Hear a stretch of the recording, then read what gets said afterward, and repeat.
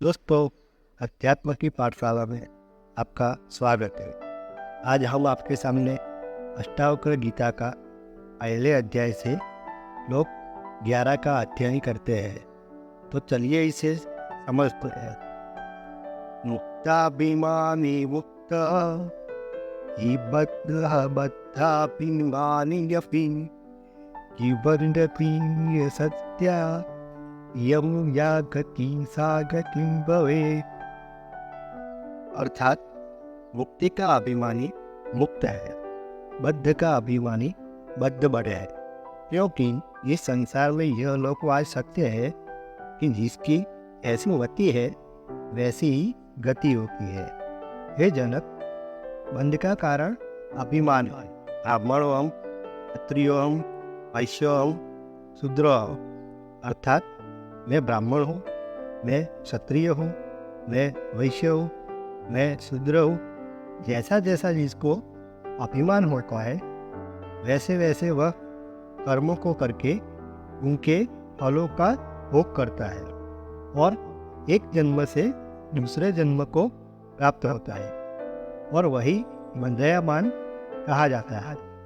और जिसको ऐसा अनुभव है, ना हम ब्राह्मण न क्षत्रिय हूँ, अर्थात न मैं ब्राह्मण हूँ, न क्षत्रिय हूँ, न वैश्य हूँ, न शूद्र हूँ, किंतु शुद्धो अहम, निरंजनो हूँ, निराकारो हम, निर्विकल्पो हम। अर्थात मैं शुद्ध हूँ, माया मन से रहित हूँ, आकार से भी रहित हूँ, विकल्प से भी रहित हूँ और नित्य मुक्त हूँ। बंध और मोक्ष ये सब मन के दर्द है। मुझ में ये तीनों काल में नहीं है, किंतु मैं सबका साक्षी हूँ। ऐसे अभिमान वाला पुरुष नित्य मुक्त है।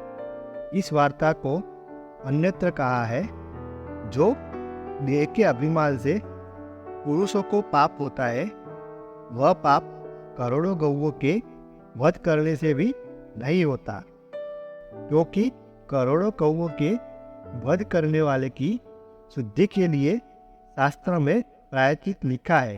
अर्थात प्रायश्चित करके करोड़ों गौओं का वध करने वाला भी शुद्ध हो सकता है, परंतु देहाभिमान की शुद्धि के लिए शास्त्र में कोई भी प्रायश्चित नहीं लिखा है। इसी वास्ते जाति, वर्ण आदि जो देह के धर्म है, उन धर्मों को जो आत्मा में मानते हैं वे ही देहाभिमानी कहे जाते हैं और वे ही सदा बंधयमान रहते हैं। और जो जाति और वर्णों के धर्मों को आत्मा में नहीं मानते हैं, किंतु अपने आत्मा को असल, नित्य मुक्त और शुद्ध मानते हैं, वे नित्य ही मुक्त है। क्योंकि हे राजन, शास्त्रों में दो दृष्टि कही गई है, एक तो शास्त्र दृष्टि और दूसरी लौकिक दृष्टि। और जो कर्म के अभिमान से रहित है वही अपने को देहादि को से भिन्न, नित्य शुद्ध और बुद्ध मानता है, वही मुक्त है। एवं लोग भी कहते हैं कि जिसकी मति अर्थात बुद्धि अनंत काल में होती है, वैसे ही उसकी गति होती है। अर्थात जैसा जिसका निश्चय होता है वैसा ही उनको फल प्राप्त होता है। हे राजन, तू भी अपने को शुद्ध, बुद्ध और मुक्त रूप निश्चय कर। दोस्तों, पहला अध्याय का 11वां श्लोक यहाँ पर समाप्त होता है।